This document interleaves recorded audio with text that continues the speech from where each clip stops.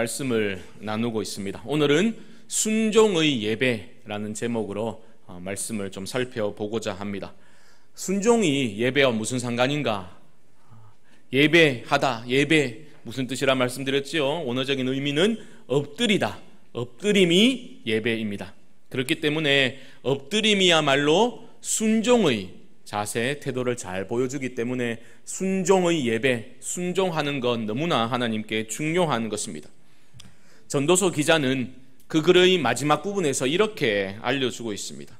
일의 결국을 다 들었으니 하나님을 경외하고 그의 명령들을 지킬지어다. 이것이 모든 사람의 본분이니라. 인간이 참으로 인간다워지는 것은 자기 자리를 지키는 겁니다. 신앙이 깊은 사람은 내 자신이 누구인지를 아는 사람입니다. 내가 누구 앞에 엎드려야 되는지를 아는 사람이 영성 깊은 신앙인입니다. 오늘 본문은 우리에게 한 사람을 소개하고 있습니다. 너무나 익숙한 그러한 이야기입니다. 아브라함이라는 사람이죠. 아브라함은 완전한 사람이 결코 아니었습니다. 자기가 목숨 구하기 위해서 어떻게 했습니까? 자기 목숨 건지고자 아내를 누이라고 거짓말시켰고, 하나님이 약속의 말씀을 주셨음에도 불구하고 인간적인 방법들을 시도하다가 일이 더 꼬여만 가는 그러한 어려움을 겪었던, 흔들거리고 비틀거리면서 걸었던 사람이 아브라함이라는 사람입니다. 그럼에도 불구하고 하나님은 아브라함을 붙들어 주셨습니다. 그를 순종의 사람으로 하나님의 손길이 빚어가는 것을 우리는 보게 됩니다. 성경은 계속해서 이 아브라함, 부족했지만 연약했지만 이 아브라함을 순종의 사람으로 묘사하고 있음을 보게 됩니다. 어떻게 알 수 있는가? 아브라함을 하나님이 창세기 12장에서 처음으로 부르셨죠. 하나님 모를 때. 그리고 오늘 본문인 그의 인생의 최대의 고비에 그때 하나님의 명령이 두 가지 나오는데 구약 성경 전체에서 딱 두 번 사용된 표현입니다. 무엇이냐? 떠나라, 가라라는 겁니다. 우리말로는 떠나라, 가라라고 되어 있지만 레카라는 건데, 이것은 잘 번역을 하지 않지만 문자적으로 번역하자면 네 자신을 위해서 가라라는 뜻입니다. 그게 딱 두 번 사용되었는데 아브라함을 처음 부르실 때하고 그의 인생에서 어쩌면 가장 위기라고 말할 수 있는 그 시점에 두 번 사용되었다라는 겁니다. 아브라함을 처음 부르실 때 하나님 뭐라고 하셨지요? 내 본토 친척 아버지 집을 떠나라. 내가 네게 지시할 땅으로 가라. 다 내려놓고 떠나라. 하나님의 부르심이었고 명령이었습니다. 아브라함의 집안은 어떤 집안이었지요? 우상 만드는 집안. 고대 근동에서 신의 형상을 다룬다라는 것은 최상류층에 속한 그러한 사람입니다. 그러니까 아브라함은 내려놓을 게 정말 많은 사람들, 많은 것을 가진 사람인데 놀랍게도 그는 떠나라라는 하나님의 명령에 순종하여 떠나게 됩니다. 떠나라, 내가 네가 복이 되게 할 거다. 약속의 말씀을 붙들고 떠나게 됩니다. 그때 아브라함의 나이 75세라. 성경은 그 이전의 삶에 대해서 관심이 없습니다. 하나님을 만나고 부르심에 응답해서 순종했던 그 시점을 기점으로 해서 아브라함의 생이 새롭게 시작된다라고 성경은 우리에게 알려주고 있습니다. 그리고 수십 년의 세월이 흘렀습니다. 오늘 창세기 22장 이삭이 나오지 않습니까? 100세 때 낳은 아들 이삭. 아마 10대 중반 혹은 후반이라고 보더라도 40년 이상의 시간이 흘렀습니다. 하나님이 아브라함을 다시 부르신 겁니다. 처음 부르실 때 들었던 그 레카, 네 자신을 위해서 떠나라. 그 음성을 다시 한번 40년 이상의 시간이 흐른 지금 다시 말씀하십니다. 2절 말씀 보십시오. 모리아 땅으로 가라는 겁니다. 내 자신을 위해서 떠나라 말씀하십니다. 12장에 처음 불렀고 22장에 이르렀습니다. 그 시간 동안 아브라함은 좀 변했겠습니까? 좀 더 성숙되어졌겠습니까? 성경은 그렇다라고 우리에게 오늘 이야기를 통해서 알려주고 있습니다. 하나님이 아브라함을 다시 부르셨습니다. 왜 불렀다라고 말씀하고 있습니까? 1절 보시면 하나님이 아브라함을 시험하시려고 아브라함을 하나님이 다시 부르신 거예요. 독자들은 긴장하게 되죠. 하나님 시험하신다니까 무슨 일이 일어날까?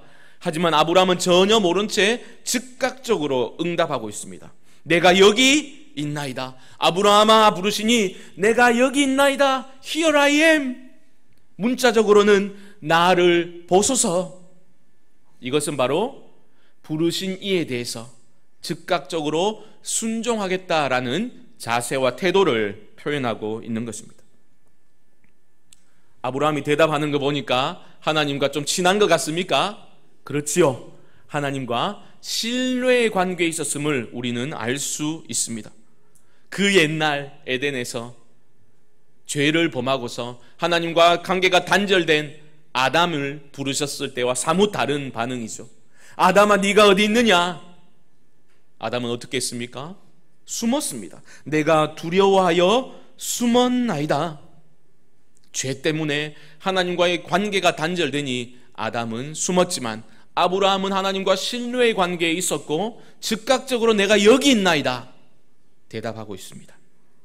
사랑하는 성도 여러분, 하나님이 여러분들의 이름을 부르실 때에 숨지 마시고 두려워하지 마시고 내가 여기 있나이다 즉각적으로 응답하실 수 있기를 주님의 이름으로 축복합니다.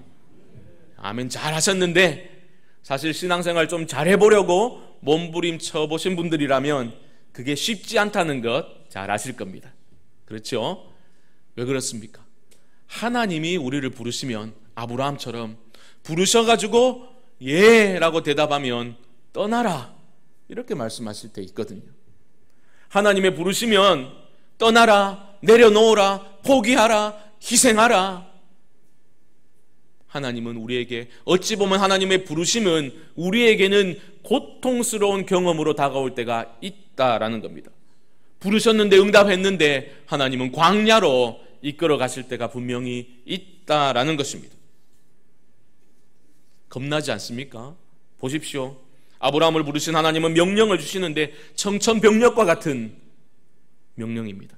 2절 여호와께서 이르시되 내 아들 내 사랑하는 독자 이삭을 데리고 모리아 땅으로 가서 내가 네게 일러준 한 산 거기서 그를 번제로 드리라.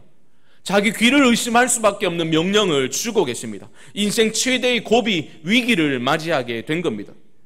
그냥 이삭을이라고 말하지 않습니다. 뭐라고 합니까? 네 아들, 네 사랑하는 독자 이삭 떠나라.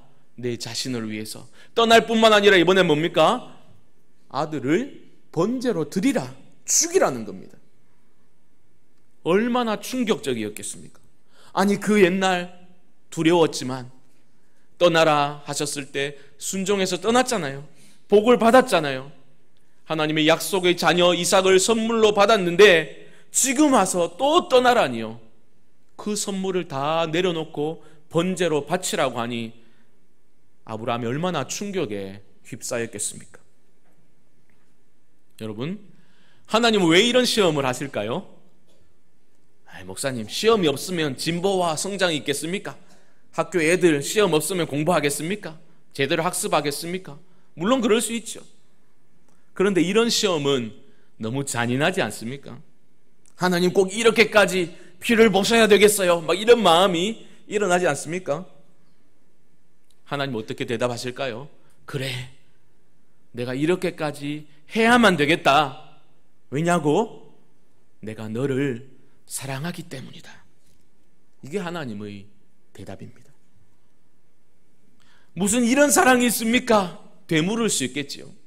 네 아들, 네 사랑하는 독자 이삭. 아브라함의 가슴을 후벼 파고 들어오는 그 아픈 말을 통해서 아브라함은 정신을 차리게 됐을 겁니다. 무슨 정신이요? 하나님의 선물인데, 이삭은 하나님의 약속의 성취인데 무슨 문제가 있단 말입니까? 그렇지 않습니다. 어느 순간 아브라함은 긴 인내의 시간을 견디고서 그 시간 동안 아브라함은 무엇에 집중하게 되었을까요? 하나님께 집중하게 되었을까요? 하나님이 주실 것에 집중하게 되었을까요? 선물로 받았습니다. 약속의 성취인데 하나님을 삶의 유일한 소망으로 두고 살아야 되는데 어느 순간 하나님이 주신 것, 그것에 무게중심이 이동하게 되는 거죠. 그것에 집착하게 되는 거죠. 매몰되게 되는 거죠. 무게중심이 이동하게 되면 어느새 그 사랑의 대상은 우상으로 둔갑하게 되는 겁니다. 그래서 하나님이 아프게 찌르고 들어오시는 겁니다. 네 아들, 네 사랑하는 독자 이삭 번제로 드리라. 네 자신을 위해서. 왜 이렇게 말씀하십니까? 이 시험을 통과하지 않고서는 그 소중히 여기는 하나님이 주신 선물 때문에 하나님과의 관계가 막히게 될 수 있다는 겁니다. 하나님과의 관계가 막히게 되면 모든 것이 다 무너지기 때문에 하나님은 이런 아픈 시험을 아브라함에게 주고 계신 겁니다. 사랑하는 성도 여러분, 우리는 신앙인이지 않습니까? 우리는 왜 살아갑니까? 우리가 이 땅을 살아가는 존재 목적과 이유가 무엇입니까? 하나님을, 우리를 여기에 있게 하신, 생명을 주신 하나님을 온전히 신뢰하고 순종함을 통해서 하나님께 영광과 찬송을 올려드리기 위해서 우리는 존재하는 것 아닙니까? 온전한 신뢰, 온전한 순종은, 잘 들으십시오 여러분, 하나님이 나에게 무엇인가 해줄 수 있는 것을 바라고 하는 것은 온전한 믿음도 온전한 순종도 아닙니다. 이것이 바로 신자가 피할 수 없는 가장 중요한 싸움인 것을 우리는 기억해야 하는 것입니다. 욥기 보십시오. 욥을 생각해 보십시오. 우리는 그 의인 욥이 어떤 고난을 받고 어떻게 인내하고 참고 그것에 집중하지만 사실 그것은 핵심 주제가 아닙니다. 핵심 주제는 사단의 말에서 나오는 거예요. 욥이 왜 시험을 당했습니까? 하나님이 욥을 보시고 네가 사단에게 말하죠. 욥을 주목해서 본 적이 있냐? 그처럼 온전하고 하나님을 경외하고 악에서 떠난 자가 없다. 하나님이 자랑하셨죠. 그때 사탄이 뭐라고 대답합니까? 욥이 어찌 까닭 없이 하나님을 경외하리이까? 이게 핵심이에요. 아니, 인간이 완전한 자라고 말하는 욥이 어찌 까닭 없이 하나님을 경외하겠습니까? 그리고 이렇게 말하죠. 주께서 복을 주셔서 그의 소유물이 땅에 넘치게 하셨지 않습니까? 이제 주의 손을 펴서 그의 모든 소유물을 치소서. 그리하시면 틀림없이 주를 향하여 욕하지 않겠나이까? 하나님이 뭔가를 주시니까, 보상해 주시니까 하나님을 경외하는 것 아닙니까? 만약 그 소유물들 쳐보십시오. 거두어 가보십시오. 하나님을 욕할걸요? 이게 우리 신앙인에게 주어진 핵심 질문입니다. 소유를 다 거두어 갑니다. 물질을 앗아갑니다. 자녀들을 다 앗아갑니다. 욥의 건강마저 상하게 됩니다. 그런데 욥은 그 시험을 통과해냅니다. 하나님을 원망하고 욕하지 않고서 욥은 그 시험을 통과하게 됩니다.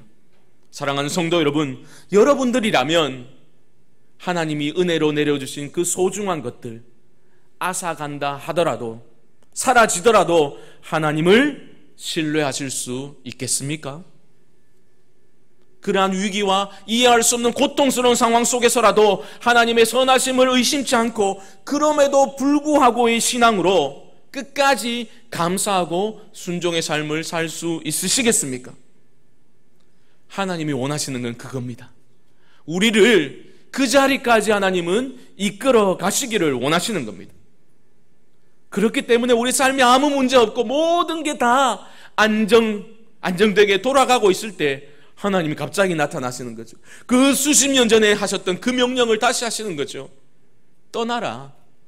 네 아들, 네 사랑하는 독자 이삭을 번제로 드리라. 그런 말씀을 하시는 겁니다. 그게 너 자신을 위해서 필요한 거야. 놀랍게도 아브라함은 그 하나님의 명령에 순종합니다. 아침 일찍 일어나서 준비해서 두 종을 데리고 아들과 함께 그 지시하신 산을 향해 떠나게 됩니다. 사흘길을 걸었습니다. 사흘째가 되자 저 모리아 산이 시야에 들어옵니다. 그 사흘 동안 아브라함 무슨 말 했겠습니까? 아마 침묵했을 것 같아요. 무슨 할 말이 있겠습니까? 그 사랑하는 아들을 지금 죽이러 가야 되는데 무슨 할 말이 있겠습니까? 그 안에 끊임없이 의문이 솟아 올라왔지 않겠습니까? 아니, 이 내 아들 이삭은 하나님이 약속의 선물로 주신 건데, 이 아들을 통해서 수많은 자손을 주시겠다고 언약으로 주신 아들인데 이 아들을 지금 바치라니 도대체 어쩌라는 말인가? 아들의 죽음과 하나님의 언약 사이에서 무한 반복하면서 끊임없이 고민했지 않겠습니까? 그런데 놀랍게도 사흘이 지나서 산이 보일 때에 아브라함의 마음에 확신이 생겼습니다. 놀라운 말을 그의 종들에게 이렇게 건네고 있습니다. 5절 보십시오. 이에 아브라함이 종들에게 이르되 너희는 나귀와 함께 여기서 기다리라. 내가 아이와 함께 저기 가서 예배하고 우리가 너희에게로 돌아오리라 하고. 누가 돌아온다고요? 우리가 돌아오겠다고 말합니다. 아들 데리고 갔다가 번제로 드리면 내가 돌아오겠다라고 말해야 되잖아요. 사람들이 다양한 해석을 합니다. 어떤 사람은 이삭을 안심시키려고 우리가 돌아오겠다라고 말했다, 그런 견해를 펼치기도 합니다. 어떤 사람은 애당초 아브라함은 이삭을 바칠 마음이 없었다라고 그렇게 봅니다. 그러니까 데려가가지고 뭐 이제 하나님 셋 하면 내리치겠습니다. 하나 둘의 반, 반의 반의 반 이러다가 안 되면 야야 집에 가자, 안 되겠다.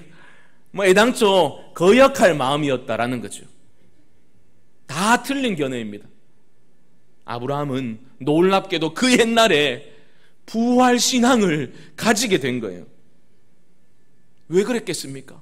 떠나라 내 자신을 위해서, 복이 될 거다, 하나님의 약속의 말씀 붙들고 순종했을 때 신실하게 응답하시는 하나님을 그는 경험했기 때문입니다.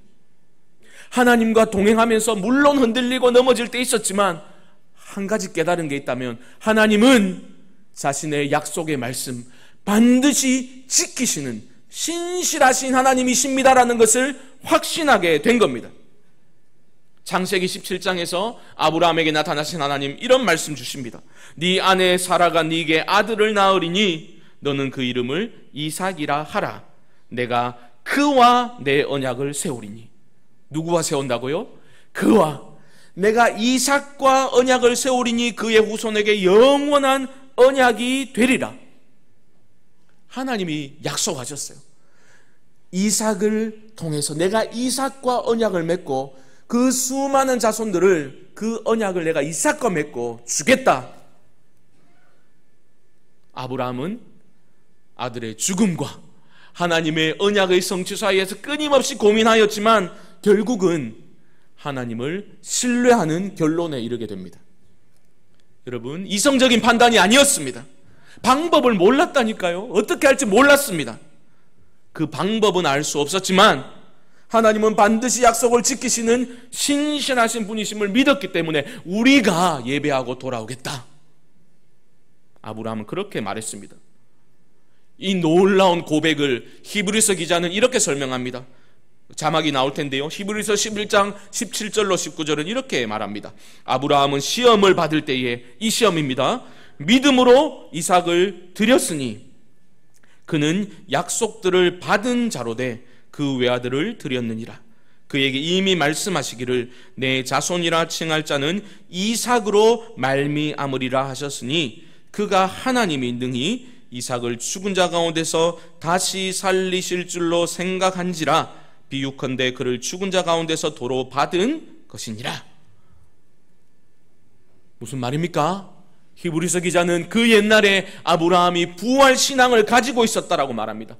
방법은 몰랐지만 하나님은 이 두 가지를 동시에 만족시킬 수 있는 분이라는 믿음이 아브라함에게 있었다라고 말합니다.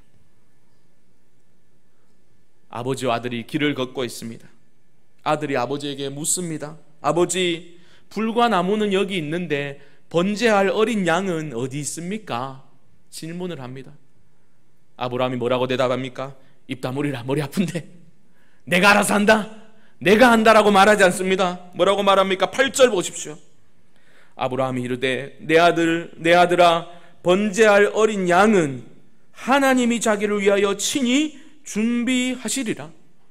아들아, 하나님이 친히 준비하실 거야. 준비하다, 이르에 히브리어입니다. 여기서 이레가 준비되는 거예요. 여호와 이레의 하나님이 여기서 나오는 겁니다.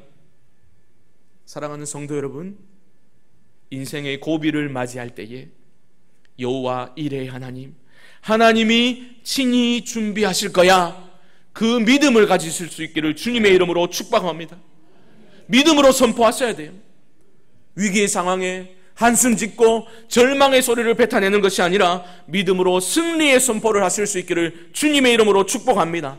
믿음으로 선포하면 하나님이 일하십니다.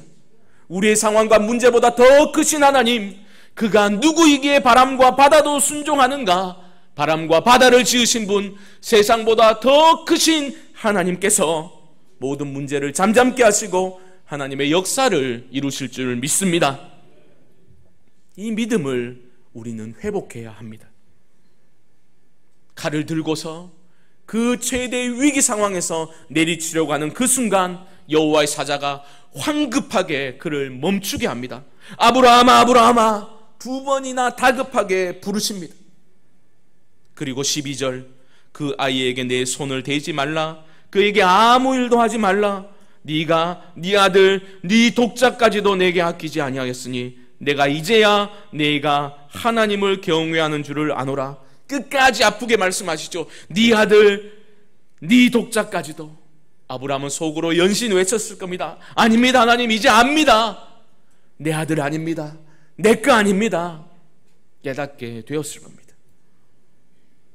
우리는 경외라는 말을 참 자주 사용하죠. 참된 경외가 무엇입니까? 나의 가장 소중한 것까지 하나님께 주저하지 않고 내어드리는 것을 경외라고 말하고 있습니다. 아브라함이 하란을 떠났을 때 네가 나를 경외하는 줄 알겠다, 하나님 그렇게 말씀하시지 않았어요? 오늘 본문에서 자신의 가장 소중한 것, 하나님의 언약의 성취로 주어진 그 선물까지도 하나님을 신뢰하기 때문에 내어드렸을 때 하나님은 이제야 네가 나를 경외하는 줄 알겠다, 하나님은 그렇게 말씀하고 계십니다. 참된 경외는요, 내가 벌 받을까 봐, 내가 보상을 바라고 하는 것은 참된 경외가 아닙니다. 두려워서 순종하는 것을 성경은 경외라고 말하지 않습니다. 하나님을 온전히 신뢰하기 때문에 순종하는 것이 경외인 줄 믿습니다. 이성적으로 납득되어서 하는 게 아니라니까요, 여러분. 여러분 인생을 돌아보십시오. 여러분 인생이 다 해석됩니까? 내 인생 완벽하게 해석되더라 하실 분 누가 계십니까? 해석이 안 됩니다. 한낱 피조물 된 우리 인간이 어찌 창조주 하나님의 그 무한하신 뜻을 이해할 수 있단 말입니까? 때로는 이해할 수 없다 할지라도 하나님은 당신의 약속을 반드시 그 말씀을 성취하시는 분이심을 믿기 때문에 믿음으로 순종하는 것이 경외의 삶입니다. 그것이 바로 신자의 신앙이 성숙해져 간다라는 뜻입니다. 하나님은 우리가 그런 자리까지 자라가기를 원하십니다. 하나님은 옳은 일들을 하시는 분이 아니라 하나님은 항상 옳으십니다.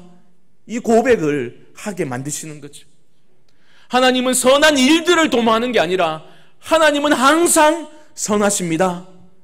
이 고백을 하기를 원하시는 겁니다. 하나님은 그를 온전히 신뢰하고 경외하는 자들에게 복을 주시는 분이십니다. 13절을 보면 제대로 번역되지 않은 단어가 있는데 아하르라는 것은 마침 그때라고 번역할 수 있습니다. 마침 그때에 한 순양이 뿌리 수풀에 걸려가지고 준비되어 있는 거죠. 기가 막힌 하나님의 타이밍이 있습니다, 여러분. 하나님의 시간에는, 하나님의 타이밍에는 오차가 없는 줄 믿습니다. 사랑하는 성도 여러분, 하나님의 시간을 신뢰하셔야 됩니다. 하나님을 온전히 신뢰하시고 내 삶 전부를 하나님께 내어드리며 온전히 맡겨드릴 때에, 하나님을 경외할 때에 하나님의 시간에 하나님의 역사를 경험하게 되실 줄 믿습니다. 경외하다라는 히브리어 단어는 야레입니다. 뭐하고 비슷합니까? 예비하다, 준비하다, 이레하고 참 비슷하지요.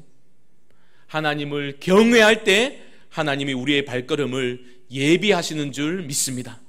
여호와 하나님을 야레할 때 하나님께서 우리의 삶을 이레하시는 것을 믿으실 수 있기를 바랍니다. 그 하나님을 신뢰하셔야 됩니다. 말씀을 정리해 보겠습니다. 아브라함은 성장했는가? 믿음이 깊어졌는가? 12장과 22장을 다시 읽어보면 아브라함을 자라게 하셨구나, 소망을 가지게 됩니다. 어떻게 알 수 있습니까? 12장에서는 순서가 이랬습니다. 떠나라 명령이 있었고, 그 다음에 너는 복이 될지라 약속이 있었고, 아브라함이 그 약속을 붙들고 순종했습니다. 명령, 약속, 순종입니다. 그런데 오늘 본문을 보십시오. 어떻게 됩니까? 떠나라 명령이 있었고 아브라함은 먼저 순종합니다. 그 후에 하나님의 약속의 말씀이 주어지고 있습니다. 명령, 순종, 약속입니다. 복 주시지 않아도 보상 같은 거 바라지 않고 하나님을 신뢰하는 그러한 모습을 아브라함은 보여주고 있습니다. 이것이 바로 신앙의 성숙이요 성장입니다. 아니요, 아브라함은 정말 참된 복이 무엇인지를 하나님과 동행함을 통해서 깨닫게 되었습니다. 여러 번 말씀드렸지요. 축복하다, 버라카, 축복이라는 것은 무릎이라는 베렉에서 파생되어 나온 단어입니다. 아브라함은 깨달은 거죠. 하나님이 주시는 것들이 축복이 아니라 하나님의 뜻에 순종하는 것, 그 뜻에 순명하는 것이 참된 복이로구나, 아브라함은 깨닫게 되었습니다. 아브라함이 순종하였을 때 하나님은 축복의 약속을 주십니다. 17절 보십시오. 내가 네게 큰 복을 주고 내 씨가 크게 번성하여 하늘의 별과 같고 바닷가의 모래와 같게 하리니 내 씨가 그 대적의 성문을 차지하리라. 그리고 쭉 이어지는 족보가 나오게 됩니다. 그런데 생뚱맞게도 아브라함의 동생 나홀의 족보가 나옵니다. 왜 그랬을까요? 23절의 마지막에 그 마지막 사람 이름 때문입니다. 누가 나옵니까? 23절 마지막에 보시면 부두엘은 누구를 낳았고 리브가를 낳았고, 여기서 창세기를 읽던 독자들은 무릎을 치게 되는 거죠. 리브가가 누굽니까? 이삭의 아내 될 사람 아닙니까? 이삭의 아내가 리브가라고요. 아브라함은 하나도 모르고 있습니다. 하지만 성경 기자는 보여주는 거죠. 그 사랑하는 아들 독자 이삭을 하나님을 신뢰함으로 내어드렸을 때에, 여호와 하나님을 야레했을 때 어떻게 하나님께서 그 삶을 이레하시는지를 이 구절을 통해서 보여주고 있는 겁니다. 하나님은 이미 리브가를 준비하고 계셨다라는 거죠. 사랑하는 성도 여러분, 우리를 사랑하시는 하나님은 이처럼 세밀하게 구체적으로 우리의 삶의 발걸음을 준비하시는 여호와 이레의 하나님이신 줄을 굳게 믿으실 수 있기를 주님의 이름으로 축복합니다. 그러므로 하나님 우리 부르실 때 너무 숨지 마십시오. 외면하지 마십시오. 때로는 그게 아프게 들려온다 할지라도, 떠나라, 내려놓으라, 그런 음성으로 들린다 할지라도 그 하나님 부르실 때 우리의 눈을 하나님과 맞추고 숨지 마시고 내가 여기 있나이다 순종하며 나아가실 수 있기를 바랍니다. 불확실한 미래 때문에 여러분 너무 두려워하지 마십시오. 하나님을 신뢰함으로 하나님을 야레하시면 하나님이 여러분들의 발걸음을 이레하실 줄 믿습니다. 이 여호와 이레 하나님을 우리의 믿음의 순종을 통해서, 순종의 예배를 올려드림을 통해서 그 여호와 이레 하나님을 만나고 동행하는 복을 누리는 성도님들 되시기를 주님의 이름으로 간절히 축원드립니다. 말씀을 기억하며 합심으로 한 번만 기도하면 좋겠습니다.